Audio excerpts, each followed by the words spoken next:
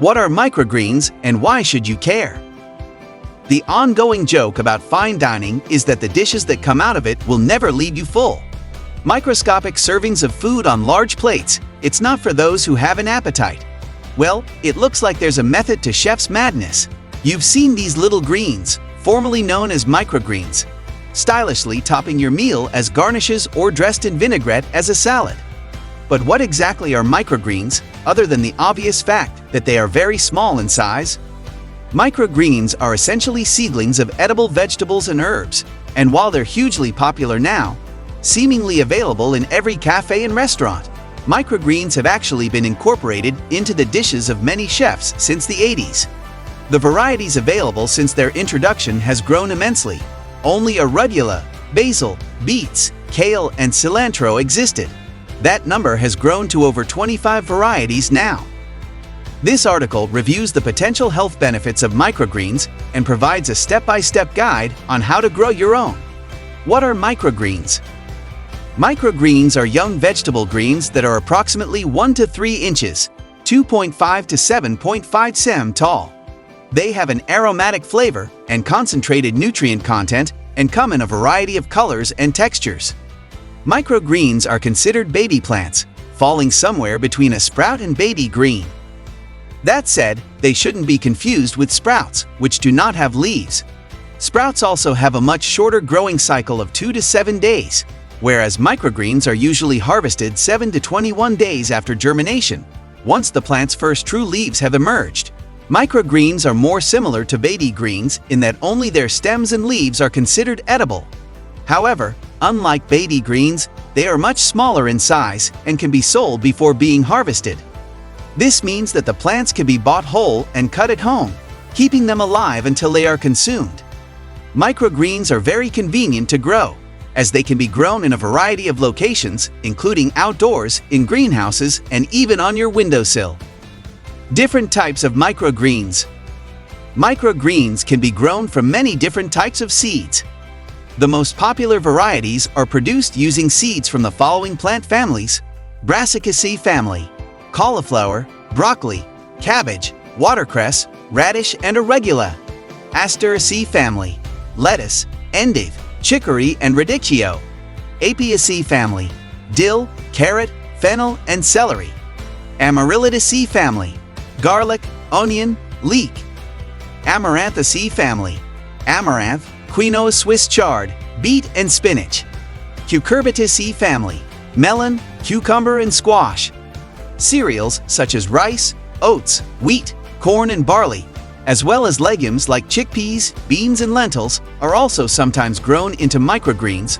Microgreens vary in taste, which can range from neutral to spicy, slightly sour, or even bitter, depending on the variety. Generally speaking, their flavor is considered strong and concentrated. Microgreens are nutritious. Microgreens are packed with nutrients. While their nutrient contents vary slightly, most varieties tend to be rich in potassium, iron, zinc, magnesium, and copper. Microgreens are also a great source of beneficial plant compounds like antioxidants. What's more, their nutrient content is concentrated, which means that they often contain higher vitamin, mineral, and antioxidant levels than the same quantity of mature greens. In fact, research comparing microgreens to more mature greens reports that nutrient levels in microgreens can be up to 9 times higher than those found in mature greens. Research also shows that they contain a wider variety of polyphenols and other antioxidants than their mature counterparts. One study measured vitamin and antioxidant concentrations in 25 commercially available microgreens.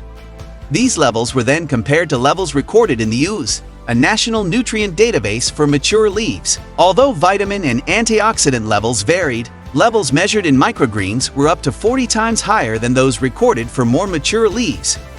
Therefore, although microgreens generally appear to contain higher nutrient levels than more mature plants, this may vary based on the species at hand. Health benefits of microgreens. Eating vegetables is linked to a lower risk of many diseases. This is likely thanks to the high amounts of vitamins, minerals, and beneficial plant compounds they contain. Microgreens contain similar and often greater amounts of these nutrients than mature greens. As such, they may similarly reduce the risk of the following diseases. Heart disease. Microgreens are a rich source of polyphenols, a class of antioxidants linked to a lower risk of heart disease. Animal studies show that microgreens may lower triglyceride and bad LDL cholesterol levels. Alzheimer's disease. Antioxidant-rich foods, including those containing high amounts of polyphenols, may be linked to a lower risk of Alzheimer's disease diabetes. Antioxidants may help reduce the type of stress that can prevent sugar from properly entering cells. In lab studies, fenugreek microgreens appeared to enhance cellular sugar uptake by 25 to 44%. Certain cancers. Antioxidant-rich fruits and vegetables, especially those rich in polyphenols, may lower the risk of various types of cancer. Polyphenol-rich microgreens may be expected to have similar effects. While this seems promising, note that the number of studies directly measuring the effect of microgreens on these medical conditions is limited, and none could be found in humans. Is eating them risky? Eating microgreens is generally considered safe. Nevertheless, one concern is the risk of food poisoning. However, the potential for bacteria growth is much smaller in microgreens than in sprouts. Microgreens require slightly less warm and humid conditions than sprouts do, and only the leaf and stem, rather than the root and seed, are consumed. That said, if you're planning on growing microgreens at home, it's important to buy seeds from a reputable company and choose growing mediums that are free of contamination with harmful bacteria such as Salmonella and E. coli. The most common growing mediums are peat, perlite, and vermiculite. Single-use growing mats produced specifically for growing microgreens are considered very sanitary. How to include microgreens in your diet? There are many ways to include microgreens in your diet. They can be incorporated into a variety of dishes, including sandwiches, wraps, and salads. Microgreens may also be blended into smoothies or juiced. Wheatgrass juice is a popular example of a juiced microgreen. Another option is to use them as garnishes on pizzas, soups, omelets, curries, and other warm dishes. How to grow your own? Microgreens are easy and convenient to grow, as they don't require much equipment or time. They can be grown year-round, both indoor or outdoors. Here's what you'll need. Good quality seeds. A good growing medium, such as a container filled with potting soil or homemade compost. Alternatively, you can use a single-use growing mat specifically designed for growing microgreens. Proper lighting, either sunlight or ultraviolet lighting, ideally for 12 to 16 hours per day. The bottom line: microgreens are flavorful and can easily be incorporated into your diet in a variety of ways. They're also generally very nutritious and may even reduce your risk of certain diseases. Given that they're easy to grow at home, they're an especially cost-effective way to boost nutrient intake without having to purchase large quantities of vegetables. As such, they're a worthwhile addition to your diet. How to use microgreens? Microgreens don't only add color to your dishes as a garnish, but they're also great in juices, smoothies, and salads. Add some wheatgrass or broccoli shoots to your morning smoothie to start your day well. Have a tasty, nutritious, and colorful salad of beet tops, pea shoots, and baby arugula. Need more ideas? Take a look at what some chefs have created with fresh urban cultivator-grown microgreens. I hope you enjoyed watching this video.